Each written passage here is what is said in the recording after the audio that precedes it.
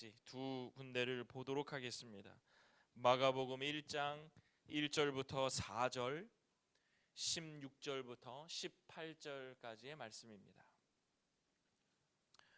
우리 교독하시겠습니다. 마가복음 1장 1절부터 4절, 16절부터 18절.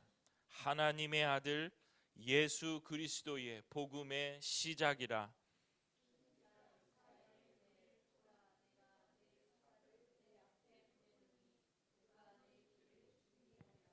광야에 외치는 자의 소리가 있어 이르되 너희는 주의 길을 준비하라.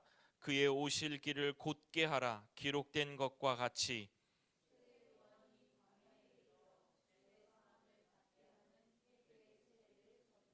16절. 갈릴리 해변으로 지나가시다가 시몬과 그 형제 안드레가 바다에 금을 던지는 것을 보시니 그들은 어부라.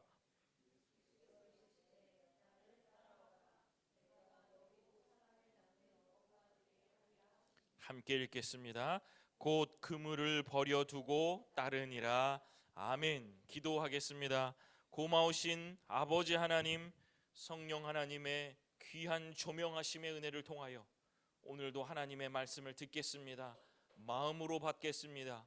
생각나게 하여 주셔서, 묵상하게 하여 주셔서 이 말씀이 우리의 삶을 이끌며 준동하며 하나님 닮고 하나님 나라를 위하여 우리의 삶을 헌신적으로 바치고자 다짐하는 귀한 시간이 되게 하시고, 하나님 우리가 몰랐던 것 알게 해주셔서 용기를 가지고 세상에 당당히 나가 하나님의 귀한 백성으로 살아가는데 부족함이 없도록 우리들을 이끌어 주옵소서.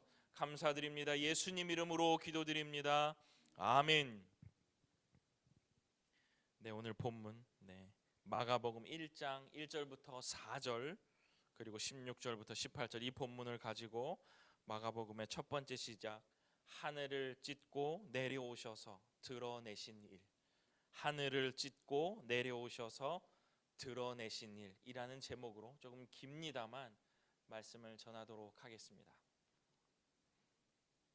하나님의 은혜와 여러분들의 기도 덕분에 저희 장로님의 장례식을 잘 무사히 마칠 수 있었습니다. 감사합니다. 몸이 아픈 와중에도 찾아주시고 또 원근 각처에서 물심양면으로 위로해 주셔서 저와 또 유가족 그리고 특히 우리 사모가 많은 위로를 받았습니다. 참 감사합니다. 장례를 지나고 보니 비록 제가 설교의 전입니다마는 우리 성도님들께 감사드리고 또 우리 함께 온라인에서 예배드리는 주의 성도들에게 고마움을 표시하는 것이 맞다 싶어서 말씀 전하기 전에 여러분께 말씀을 드리고 말씀을 전하겠습니다. 오늘 주일부터는 예고해 드린 대로 비록 우리가 뜻하지 않게 두 주를 못 만났지만 구약을 마치고 이제 신약에 대한 이야기를 하려고 합니다. 저도 무척 고민이 됐고 어떻게 이것들을 이끌어가면 좋을까, 어떤 이런 것들을 보니까 이제 100일 남았다 그렇게 얘기를 하더라고요, 올해가. 그래서 저도 이 나머지 주어진 이 주일 이 설교를 통하여 신약을 마무리 질 수 있을지는 모르겠습니다만은 그 구약의 이야기를 잘 받아서 오늘 신약의 이야기를 하려고 합니다. 지난 시간까지 제가 그때 한번 정리는 해드렸습니다만은 구약에 나타난 뚜렷한 창조의 리듬을 한번 정리를 해본 적이 있어요. 여러분도 한번 이렇게 되새기시면서 생각해 보시되 머릿속에 기억하셔야 되는 건 뭐냐? 하나님은 고이고 축적하고 쌓는 성도가 아니라 흘려보내고 흩어지고 흩어져서 하나님의 생명의 씨앗에 열매를 30배, 60배, 100배의 결실을 맺는 사람들이 바로 하나님께서 구약에 우리들에게 주신 리듬이다. 그 리듬을 여러분들이 찾기 위해서 이 예배가 엄청 중요하다고 저는 생각해요. 주일의 예배가 중요하고 매일매일 드려지는 예배가 중요해요. 왜 그러냐면 예배를 통하여 이 리듬을 다시 한번 생각해 볼 수 있는 시간이 있어요. 여러분이 삶을 살다 보면요, 하나님 기억하고 말씀 기억하고 찬양하기 쉽지 않습니다. 저도 그래요. 저도 집에 들어가면 너무 쉴 새 없이 바빴어 라고 말할 때가 많은데, 그 쉴 새 없이 바쁜 가운데 하나님을 얼마나 생각할 수 있었나, 하나님의 방법을 얼마나 생각할 수 있었나 라고 말해본다면 그게 그렇게 자신만만한 일이 아닙니다. 그래서 여러분의 삶에 아주 의도적으로 예배라는 그 장치를 두셔야 돼요. 그래야 이 창조의 리듬, 그리고 이 흩어져야 하는 리듬, 내가 계속 쌓고 싶고 이 땅에서 무언가를 만들어내고 싶은 마음들이 버려지고 하나님 나라를 위하여 내가 어떻게 헌신할까가 다시 내 마음속으로 들어오는 겁니다. 그래서 오늘 이 주일의 예배 참 중요한 거예요. 우리 일주일 동안 우리가 어떤 모습으로 살았는지를 이 시간에 회개하고 다시 돌아서서 하나님의 리듬에 맞춰서 오늘도 말씀 속에서 무엇라 말씀하시는가를 다시 한번 깨닫고 가는 것이 중요하다라는 생각을 합니다. 그래서 저는 이제 복음서를 다 하고 그다음에 바울 서신서를 다 하면 이 전체적으로 성경에 대한 리듬 또 큰 줄기는 여러분과 나눌 수 있겠다라는 생각이 듭니다. 제가 언젠간 여러분들께 말씀을 드린 적이 있어요. 신약은 빛 대신 예수님께서 그냥 그 등불을 들고 세상을 비추신 일이기 때문에 굉장히 명확하고 그리고 그것이 옳다 그르다가 정확히 나뉘는 그 이야기들이 신약에 굉장히 많이 있습니다. 구약은 그렇지 못할 때가 많이 있어요. 조금 두리뭉실하고요. 약간 조금 뭐라 그럴까요? 표현하는 것이 명확하지 않아서 여러 가지 해석이 나올 수 있지만 신약은 굉장히 명확합니다. 저는 그 느낌이 있어요. 여러분들한테 이 신약을 시작하면서 그 느낌을 같이 공유하고 싶은데 구약은요 어스름한 새벽과 같아요. 그래서 말씀을 보면요 그 말씀 속에서 우리가 아주 그 말씀을 시적으로 아니면 우리의 감정을 다 담아서 읽을 때 그 구약이 은혜가 되는 경우가 많이 있습니다. 예를 들어보면요 야곱이요 요셉을 잃었어요. 요셉이 형들을 위해서 형들 때문에 그 팔려갔잖아요. 그랬을 때 요셉이 엄청난 슬픔에 쌓여 있었거든요. 근데 성경은 그 야곱이 요셉을 잃었을 때 사람들이 위로하잖아요. 그 위로를 할 때 뭐라고 성경이 표현하냐면 이 유다가 그 사람들의 위로를 받지 아니하니라 그렇게 나와요. 왜 받지 않아? 많이 받아야죠. 그런데 뭘 보면 이 느낌이 오냐면요 그 다음에 유다 아들 중에 유다가 자신의 자식을 잃었어요. 그런데 주변의 사람들이 와가지고 그 유다를 위로합니다. 그랬는데 그 성경의 전체적인 내용 속에 봤을 때 유다가 그들의 위로를 받으니라 이렇게 나와요. 그런데 그 앞뒤의 성경을 읽어보면요 유다의 이야기는 성경이 유다가 잘못됐어, 하나님 앞에 범죄한 사람이야, 이런 것들을 계속 얘기하면서 유다는 그 위로를 받으니라. 그러니까 성경은 그런 표현을 쓰면서 그 야곱의 슬픔이 정말 극도로 강했다는 것을 표현해주고요 이 유다는 그렇지 않았다는 것을 표현합니다. 이렇게 어스름하게 구약은 설명해 주는 경우가 많은데 반대로 등불이 되신 우리의 빛 되신 예수님은 그 어두운 부분을 자신의 자신의 빛을 향해서 확 그냥 보여주세요. 그래서 아주 명확해요. 아주 명확해요. 저는 이게 너무 개인적인 건데 저는 지금 여기 제가 눈에 수술을 했어요. 안경을 끼고 다녔거든요. 근데 저는 아직도 제가 수술을 하고 난 그 첫 주에 대중목욕탕에 간 기억을 아직도 잊지 못합니다. 가면요 막 어스름해요. 샤워기가 잘 안 보이고 맨날 그러고 살았거든요. 그 수술을 하고 대중목욕탕에 가니까 그렇게 대중목욕탕이 깨끗하게 보일 수가 없어요. 저는 신약을 읽을 때마다 그 이미지를 계속 깨닫습니다. 얼마나 명확하신지, 얼마나 구체적으로 표현하고 계신지, 얼마나 우리의 삶에 하나님께서 단호하고 아니면 얼마나 명확하게 사랑한다 말씀하시는지를 신약은 그렇게 보여주고 있어요. 이제 앞으로 저하고 해 나가실 작업들은 바로 그것입니다. 저도요 여러분께 말씀을 준비하면서 이 복음서는 도대체 무엇을 비추고 있는가 이 마음으로 말씀을 준비했어요. 3주 정도 준비되어 있거든요. 그것을 준비하면서 여러분들에게 드리고 싶은 말이 너무 많아요. 우리 함께 그것들을 나누면서 은혜를 받고 싶어요. 제가 결론을 내린 것은 뭐냐, 예수님이 무엇을 밝히 드러내시냐, 죄를 드러내신다, 사람의 사랑을 드러내신다, 여러 가지 있을 수 있지만 예수님의 빛은 가장 기본적으로 구약을 엄청 밝히 드러내신다는 것을 발견할 수 있었어요. 구약의 이 어스름한 새벽녘과 같이 두리뭉실하고 그리고 그것을 명확하게 우리들에게 알 수 없는 그것들이 예수님의 오심을 통하여 예수님의 빚대심을 통하여 구약이 아주 명확하게 드러나는 것을 발견할 수 있었습니다. 신약은 구약을 엄청 밝히 드러내요. 여기에 조금 더 초점을 맞추면서 구약의 어떤 부분을, 이 복음서는, 예수님의 행적은, 예수님의 삶은 무엇을 드러내는가, 그렇게 본다면 구약의 그 많은 이야기가 엄청나게 우리의 삶에 아주 조목조목 이해가 될 것이라 이런 생각을 합니다. 오늘 첫 시간으로 마가복음으로 시작을 했어요. 마태복음이지만 여러분들 다 아시겠지만 신약 성경은 마가복음을 기본 재료를 가지고 마태, 누가, 요한이 쓰여져 있는 거. 그래서 마가복음을 제일 짧지만 가장 읽기 세요. 그래서 이 마가복음이 가장 먼저 읽혀져야 되는 복음서입니다. 그 마가를 통해서 예수님은 무엇을 드러내고 싶으신가, 이것을 묵상하면서 여러분과 은혜를 나누고 싶습니다. 여러분, 마가복음 하면 어떤 게 떠오르세요? 마가복음. 이게 엄청 아이러니한 게요, 우리 성도들과 우리 청년들과 이야기를 하다 보면 이런 것들이 많이 없어요. 그것은 뭘 말하고 있어요? 뭘 말하고 있어요? 그럼 잘 몰라요. 그런데 물어보면 마가복음 본문을 가지고 설교를 하거나 성경 공부를 한 적 되게 많거든요.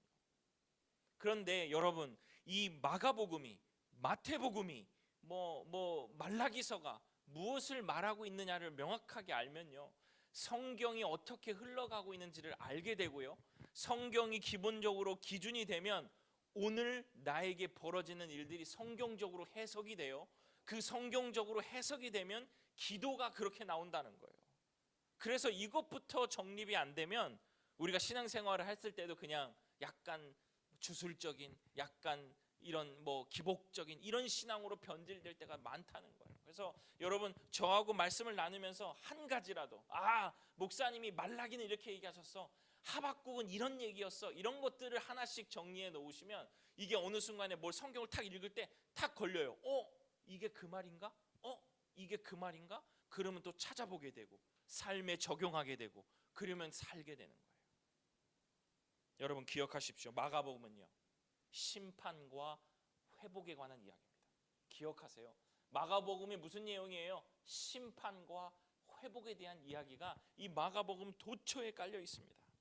앞으로 몇 주간 저는 이것을 밝혀내면서 여러분에게 말씀을 전할 것입니다. 여러분, 마가복음을 이해할 때 오늘 여러분과 제가 읽었던 본문이요, 마가복음 1장 1절부터 4절 중에 2절이 우리들에게 많은 것을 알려주고 있어요. 마가복음은 어떠한 툴을 가지고, 어떤 플랫폼을 가지고 어떤 것을 드러내고 있는지를 말해주고 있다는 거예요. 여러분, 이거는 퀴즈와 같아요. 뭐일까요? 얼른 보세요. 마가복음은 어디를, 이것들을 밝히 드러내고 싶어 하는가? 마가복음 1장 2절, 선지자 이사야의 글을 보라, 그래 보라, 내가 내 사자를 내 앞에 보내노니. 어디예요? 여기에서 마가복음은 이사야서를 드러내고 싶다는 것을 여기서 알 수가 있어요. 근데 사실 여러분, 왜 이게 특이하냐면요, 마가복음의 이 이야기는요, 1장 2절은요 이사야서에서만 나오는 얘기가 아니라 출애굽기도 나오고 말라기도 나오는 얘기예요. 근데 굳이 이 마가가 이사야의 글을 톡 집는 이야기가 있어요. 이게 굉장히 중요한 거예요. 왜냐하면 이사야의 시대에 일어났던 일을 마가가 반추하고 싶은 거예요. 여러분, 이 이사야서, 이 마가복음이 쓰여지는 바로 이전의 상황, 저는 이 말라기의 이야기를 하면서 여러분한테 설명을 드렸어요. 기억나세요? 말라기? 하나님이 사랑한다 얘기했는데 사람들이 어떻게 해요? 어떻게 해요? 라고 물어봤던 거, 7가지를 질문했던 거 기억나실 거예요. 그런 상황의 바로 뒤에라고 생각하면 돼요. 그 상황이 계속 이어지는 상황. 하나님이 사랑하신다고 했는데 어떻게 해요? 라고 반문하는 시대. 우리 시대하고 너무 비슷하잖아요. 신성한 것이 더럽혀졌고 예배가 권태롭게 여겨지고 무관심하게 여겨질 때, 그때가 바로 이 마가의 시대였다는 거예요. 주님의 그 길을, 주의 길을 완전히 벗어나서, 주님이 말씀해 주신 길을 완전히 벗어나서 있었기 때문에 하나님이 그들을 가르치시려고 외세를 통하여 짓밟는 시대가 바로 이 로마의 요 때이지 않겠습니까? 그런데 여러분, 기가 막힌 것은 이사야의 시대에도 마찬가지였다. 하나님은 더 이상 자기의 백성을 가르치거나 그것들에 대해서 어떻게 뭐 어떤 자세를 취하지 않으시는 것처럼 보일 때, 하나님은 뒤로 물러나서 침묵하고 계시는 것과 같을 때, 우리가 이렇게 외세에 짓밟히고 혼나고 있는데도 하나님은 아무 말도 안 하세요. 신성한 것이 더럽혀서 내가 그것에 대해서 뭐라고 말하고 싶은데 하나님도 말씀하지 않으세요. 예배를 권태롭게 여기고 예배를 소홀하게 여기는 사람들이 너무 많은데 하나님이 그것에 대해서 코멘트하지 않는 시대, 오늘의 시대, 이사야의 시대에도 마찬가지예요. 그럴 때 이사야 선지자가 하나님께 구해요. 하나님, 이스라엘에 대한 사랑을 기억해 주십시오. 우리를 도와주셔서 하늘의 문을 열어주십시오. 하늘의 문을 여셔서 다시 한번 구원의 능력을 우리들에게 보여주십시오 라고 하면서 쓰여진 글이 바로 이사야의 그 엄청난 긴 장이에요. 하나님, 우리 좀 도와주십시오. 하늘문 다시 여셔서 우리에게 구원의 능력을 보여주십시오 라고 했던 거거든요. 그러니까 여러분 상상해 보세요. 마가가 이사야의 글을 인용할 때 그의 마음이 어땠냐? 시대가 같았어. 마가도 그런 마음이 있다는 거야. 하나님, 우리를 좀 도와주십시오. 이렇게 하나님의 예배와 하나님의 사람들이 짓밟히고 다른 외세에 의해서 주의 길을 벗어난 사람들이 득세하고 있습니다. 하나님 도와주십시오. 이 마음으로 이 글이 쓰여졌다는 거예요. 이렇게 이 툴이 잡히면 나머지 마가복음을 쭉 읽다 보면 그런 이야기들이 부지기수로 나옵니다. 그럴 때 은혜가 확확 되는 거예요. 아, 이 마음이구나. 아, 이 마음이구나. 이래서 마가가 이렇게 얘기했구나. 이런 이야기가 이렇게 연결되는구나 말할 수 있는 거예요. 주님 보여주소서, 당신의 능력을 보여주소서 간구하는 그런 이야기들이 이사야서에 많이 있단 말이에요. 그래서 이사야서에 우리가 지금 이제 읽을 이 구절은 굉장히 의미가 있습니다. 이것을 반영하는 이야기가 마가에, 그러니까 비추어주는 이야기가 마가복음에 있어요. 이사야 64장 1절, 이거 한번 같이 읽어볼게요. 이사야서 64장 1절에 있는 내용이에요. 함께 읽어보겠습니다. 시작. 원하건대 주는 하늘을 가르고 강림하시고 주 앞에서 산들이 진동하기를. 아멘. 하늘을 가르시고, 아까 그랬잖아요. 하늘문 여셔서 우리 구원해 주십시오 기도한다고 했잖아요. 그 구절이에요. 하늘을 가르시고 강림해 달라는 이 이사야의 간구는요, 그냥 기도였잖아요.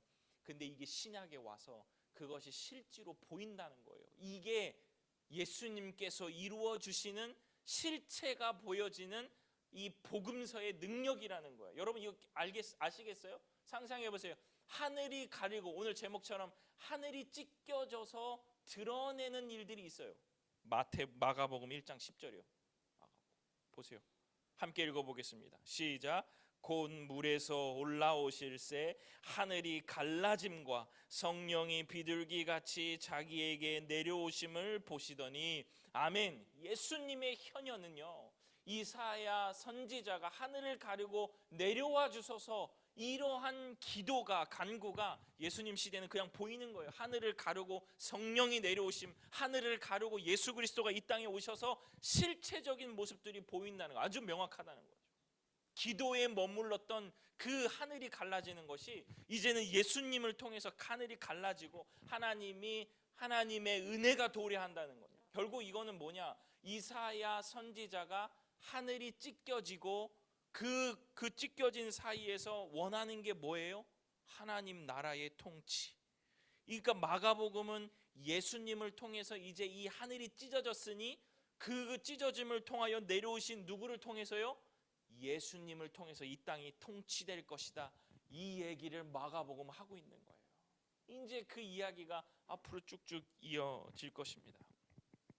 따라서 이 마가복음의 첫 구절인 오늘의 본문은 이사야의 그 간절한 소망과 간구와 연결되어서 우리도 그러한 소망과 간구가 있어야 된다는 것을 말씀해 주시는 거예요. 사랑하는 성도 여러분, 하늘이 찢겨서 하늘이 갈라짐으로 우리를 도와주소서, 우리를 통치해 주소서, 주님의 길 속에서 이 땅이 이루어지게 하옵소서라는 간구와 소망으로 오늘을 우리가 살아야 된다는 겁니다. 사랑하는 주님의 성도 여러분, 엄청나게 이게 큰일 같잖아요. 이거는 목사님이나 아니면 큰 총회장들이 해야 되는 게 아닙니다. 복음서가 우리의 삶에 깊숙이 박혀서 그러한 말씀대로 우리가 산다라고 우리가 고백했다면 우리의 삶에도 하나님, 하늘문 여셔서 내 삶으로 깊숙이 들어와 주실 때 그 들어와 주심이 어떠한 의미이냐? 하나님의 통치를 내 삶으로 구현해 주십시오. 구현하겠습니다 라고 소망하며 기도해야 된다는 거예요. 이사야처럼요, 마가의 사도처럼요, 그렇게 우리도 살아야 된다는 것을 이 첫 줄에 한 구절에 우리들에게 말씀하고 계시는 겁니다. 그래서 그 갈라진 사이로 내가 내 사자를 보낸다. 그러니 그 사자를 통하여 주의 길이 예비될 것이다. 요 두 가지의 얘기가 마가복음 전체에 흐르고 있는 내용입니다. 그래서 이러한 사자를 먼저 보낸다, 길을 예비한다는 말은 마가가 막 창작하는 말이에요. 제가 또 이것도 설명해 드릴 거예요. 이 말들 또한 구약의 언어들이에요. 구약에 있는 것을 더 밝히 드러내시는 일입니다. 구약을 훤히 비춰주시는 이야기라는 거예요. 예수님을 통해서요. 무엇이 드러나고 있어요? 첫 번째, 내 앞에 사자를 보낸다. 이거는 심판의 시대가 도래했다는 거예요. 사랑하는 성도 여러분, 심판입니다. 심판.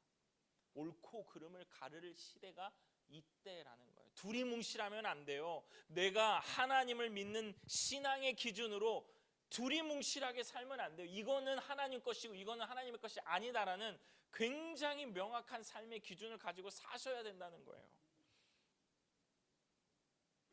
사자를 보내서 하시는 일이 나와요. 어디에 나오냐? 말라기서에 나와요. 제가 갖고 왔습니다. 말라기 3장 1절. 만군의 여호와가 이르노라, 보라 내가 내 사자를 보내리니 그가 내 앞에서 길을 준비할 것이요. 이거 마가복음에 있는 이야기가 아니라 말라기에 있는 이야기예요. 그 다음 말라기 3장 5절 보세요. 왜 오냐? 왜 이 사자가 왔느냐? 내가 심판하러 너희에게 임할 것이라. 마가가 이 글을 썼다면요, 이거는 심판에 대한 내용을 완전히 염두하고 쓰는 거예요. 그러니까 사도들은요, 구약에 엄청나게 능통한 사람들이에요. 그러니까 그런 본문들을 가지고 오면서 하나님이 이 땅에서 하고 싶으신 이야기를 사도를 통해서, 말씀을 통해서 우리들에게 하고 계시는 거거든요. 사자를 보내서 하는 일은 심판하기 위해서 오신다는 겁니다. 여러분, 그런 의미에서 우리가 잘 아는, 오늘 제가 본문에도 읽었습니다. 16절 18절, 너가 사람을 낚는 어부가 될 것이다. 여러분, 사람 낚는 어부가 되세요. 우리 바다가 목사님 요 뒤에 스탠드는 다 한번 채워야 되지 않겠어요? 막 저한테 얘기해요. 네, 맞죠. 사람을 낚아서요 다 채우고 교회를 채우고 그런 이야기로 많이 해요. 너희가 사람을 낚는 어부가 되리라. 근데 여러분, 더 본질적인 의미는요, 이거 한번 읽어보세요. 예레미야 16장 16절.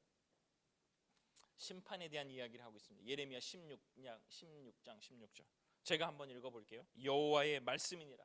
보라, 내가 많은 어부를 불러다가 그들을 낚게 하며 그 후에 많은 포수를 불러다가 그들을 모든 산과 모든 언덕과 바위 틈에서 사냥하게 하리니. 낚시의 이미지는요, 막 사람들 데리고 와서 교회에다가 넣고 막 이런 이미지가 아니라 심판받을 사람들을 사냥꾼처럼 낚는 이미지가 훨씬 강해요. 그렇기 때문에 이것이 이거 되게 무서운 말 아니죠. 심판할 사람들을 하나님 앞으로 데리고 와서 심판받지 않도록 너희들이 사람을 낚는 어부가 되라. 이게 예수님이 제자들을 부르신 이미지가 여기에 있는 거예요. 요 예레미야는 사냥해가지고 그들을 심판대로 데리고 오는 이미지라면, 예수님의 시대에 와서는 예수님은 그 사람들을 불러다가 심판을 면하게 하시려고 제자들을 콜링하시는 거예요. 사람들을 교회로 부르시는 거예요. 이 이미지가 너무 강해요. 그래서 전도해야 됩니다. 말씀 전해야 됩니다. 그 사람을 사냥해가지고 심판대에 오르는 게 구약이었다면, 예수님은 더 밝히 등불 되셔서 아니야, 심판받을 사람들을 데리고 와서 심판을 받지 않도록 하는 것, 그리고 그들을 주의 길로 인도하는 것이 너희들이 할 일이다. 이렇게 말씀하고 계시는 거예요. 어부들은요, 사냥하러 보냄을 받은 사람들입니다. 그 사냥하는 보는 사람들은 사냥에서 무언가를, 그 사람들에게 손해를 끼치는 게 아니라 심판의 대리자예요.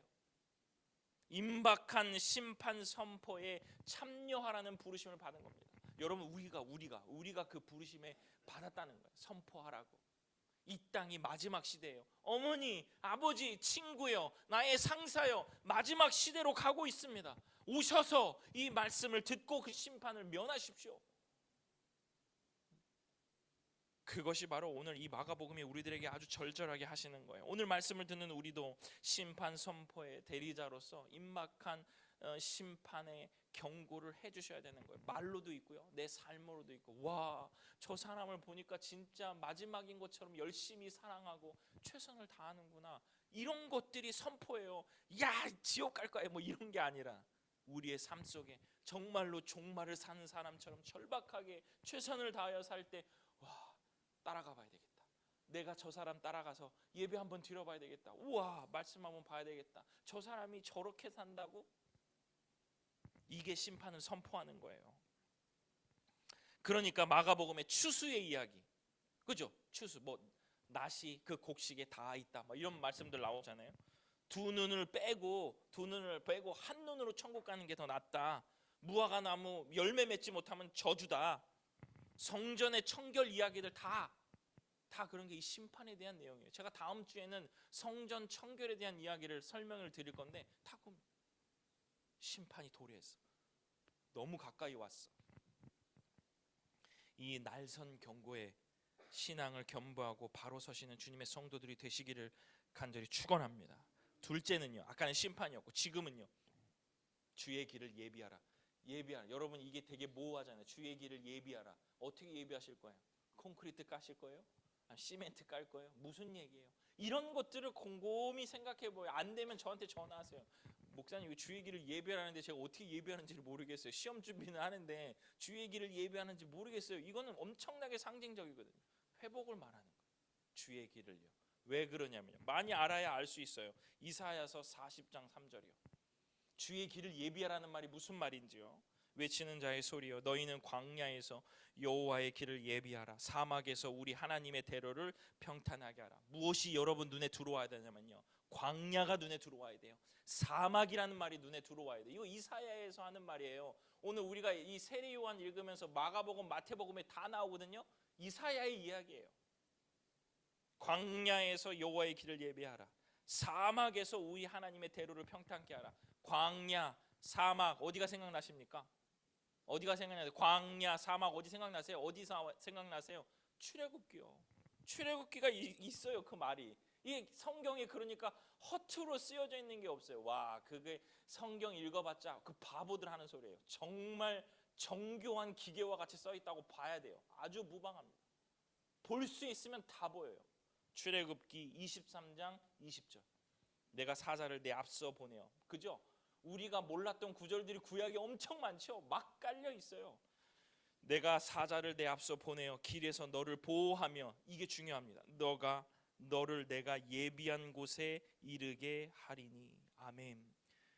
광야에서요, 사막에서는 길이 없어요. 그런데 그 길은 무슨 길이냐?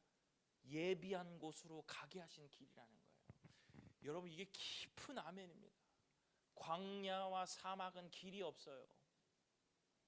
광야와 사막은 길이 없습니다. 그 길을 우리가 가는데 그 길은 하나님만이 아시는데 어떤 길이냐? 예비해 놓으신 곳으로 가는 길이라는 거예요. 따라서 주의 길이 예비되었다, 주의 길을 준비하라, 이 말은요, 출애굽기에 예비된 곳으로 인도하시는 하나님의 능력을 의지하라는 말이고요, 세례 요한이나 목사들이나 여러 사람들을 통해서 하나님의 능력이 표현될 때에 광야를 통과하게 하시는, 사막을 통과하게 하시는 하나님의 능력을 너희들이 인정하라, 이런 말입니다. 광야를요, 사막을, 우리 불안하죠. 길을 모르니까 불안하잖아요. 우리의 삶이 왜 불안하고 왜 슬프고 왜 통전하느냐? 광야니까 그래요. 사막이니까 그래요. 길이 없으니까 그래요.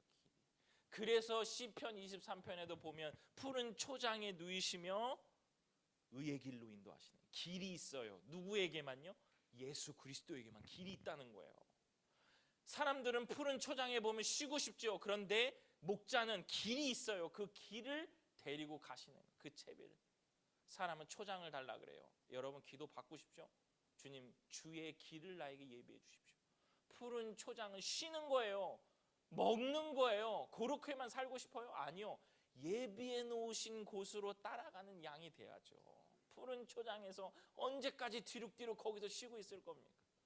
주의 길로 가다 보면 음침한 골짜기를 만나잖아요. 그럼에도 따라 붙는 거예요. 예수 그리스도를. 그러면 그 모퉁이를 돌아서면 여호와의 집에 영원히 거하리로다.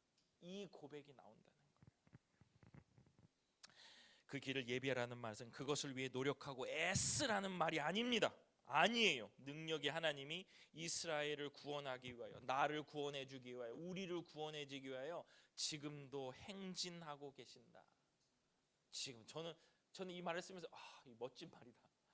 지금도 예수님은 행진하고 계신, 지금도 하나님은 우리를 향하여 예비된 곳으로 나를 데리고 행진하고 계신다. 심판의 칼날이 우리에게 도달해 있지만 이 심판을 통해서 하나님은 그 사랑하시는 백성을 회복시키시고 그 회복은 갈 곳에 데려다 놓으시는 놀라운 은혜를 주실 겁니다. 세상 사람들은 갈 길이 어딜지 모르니까 우왕좌왕하는 거예요. 근데 우리가 우왕좌왕할 필요가 없는 건 예비해 놓으신 곳으로 반드시 데려다 놓으신다고 약속하셨어요. 그 약속을 오늘 예배 시간에 다시 한번 우리가 그것을 마음속에 받는 거예요. 너 약속했잖아요. 만세 전에요. 예배를 드리면서 그 약속이 다시 한번 또 체결되는 거야. 하나님이 나를 또 데리고 가시는구나. 그러니까 이 예배 시간에 얼마나 많은 정성과 얼마나 많은 집중이 필요하겠습니까? 그 약속을 또 못 받으면요, 일주일 동안 또 그러는 거예요. 다음 예배 드릴 때까지 우리는 또 우왕좌왕하는 거예요. 또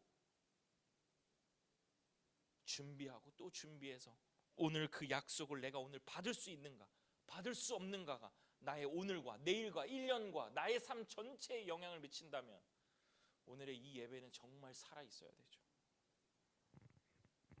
여러분 어떤 심판대에 있으십니까? 혹시 하나님의 심판의 앞에 서서 여러분이 옳고 그름의 심판 받으실 때가 있으십니까? 고난 받으시고 계십니까? 기다리고 계시는 게 있습니까? 그런데 그것이 가슴 아플지라도 회복의 길로 인도하심을 잊지 마십시오. 이게 우리가 소망을 가지고 기도해야 될 이유예요. 오늘의 심판을 보면 절망스럽죠. 하나님은 어디 계신가? 아니 계신가? 이사야처럼요, 마가처럼요. 그런데 하나님은 그 심판을 통하여 그들에게 갈 길을 인도하시고 알려주신다는 것을 오늘 말씀 속에서 우리들은 깨달을 수 있습니다. 말씀을 마치겠습니다. 사랑하는 성도 여러분, 심판과 회복의 말씀을 통하여 우리가 깨달아야 할 것은 무엇입니까? 주의 길을 예비하라. 내가 내 앞서 사자를 보낸다. 심판과 회복의 말씀에서 우리가 깨달아야 되는 게 뭐냐? 제각기 마음대로 혹은 반항하며 사는 시대에 하나님이 이스라엘에 대하여, 우리의 삶에 대하여 왕위를 다시 행사하시고 왕권을 다시 행사하시고 그것을 예수님을 통해서 구체적으로 실현될 것이라는 소망을 가져야 된다는 거예요. 예수님을 통해서. 옛날에는 기도에 멈춰 있었다면, 옛날에는 관념에 멈춰 있었다면, 옛날에는 내 선조의 신앙에 멈춰 있었다면 나의 신앙으로, 나의 기도로, 나의 예배로 예수 그리스도가 내 삶에 직접적으로 다 있음을 이 예배를 통하여, 이 마가복음을 통하여 깨달아야 한다는 거예요. 저 같은 사람이 위험한 사람이에요. 지금 우리 아버지 어머니 앞에 계시지만 엄청나게 기도로 저를 키우셨거든요. 저는 그만큼 기도하느냐? 반성해야죠. 나의 신앙으로, 나의 예배로, 나의 기도로 이것들이 하나님 앞에, 하나님께서 나의 삶에 여전히 행진하고 계심을 오늘도 발견해야 되고 내일도 발견해야 되고 매주 발견해야 돼요. 여러분들도 마찬가지예요. 여러분들.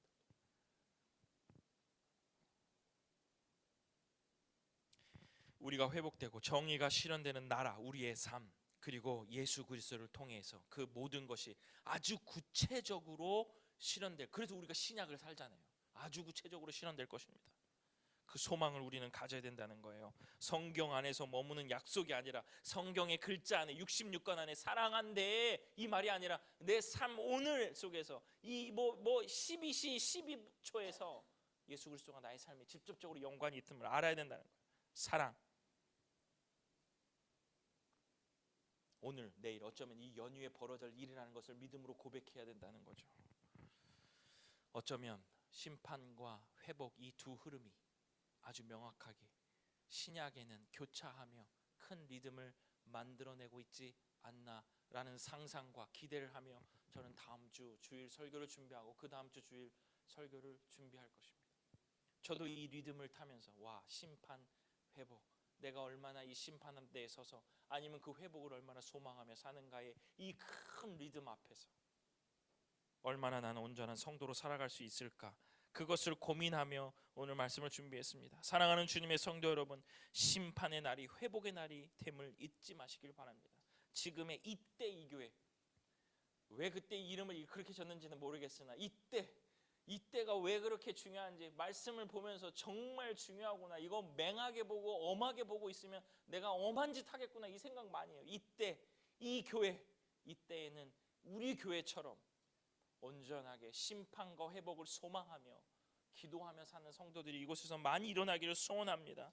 그 우리의 삶의 도련하심이, 그리고 실패가 주님께 더 가까이 가게 만들어 놓으시는 아주 엄청난 은혜임을 우리는 고백하게 될 것입니다. 더 주님을 소망하게 될 것입니다. 이제 마가복음을 차근차근 우리 함께 읽어가면서 빛 대신 예수님을 통해서 빛이 되신 예수님이 구약을 어떻게 확 드러내셨고 그 시대를 확 어떻게 드러내셨고 마지막은 내 삶을 얼마나 추악한 것까지 드러내서 회복시키시는지를 기대하는 마음으로 마가복음, 마태복음, 누가복음, 요한복음을 읽으신다면 이 복음서가 정말 우리의 삶의 기쁜 소식으로 다가오게 될 줄로 믿습니다. 하나님 나라의 관점을 더욱 또렷이 하시고 소원하시면서 오늘 말씀을 따라가시는 주님의 귀한 성도들 되기를 간절히 축원합니다. 기도하겠습니다. 고마우신 아버지 하나님, 하나님의 말씀 앞에 서서 심판과 회복의 그 놀라운 주님의 왕권과 통치하심을 오늘 우리들이 소망합니다. 아버지 하나님, 기대하는 마음으로 주의 말씀을 통하여 기도 생활하게 하시고 예배 생활하게 해주셔서 주님 앞에 조금 더 순전한 주의 성도들이 될 수 있도록 아버지 하나님께서 우리들의 삶을 이끌고 보호하여 주옵소서. 감사드립니다. 예수님 이름으로 기도드립니다. 아멘.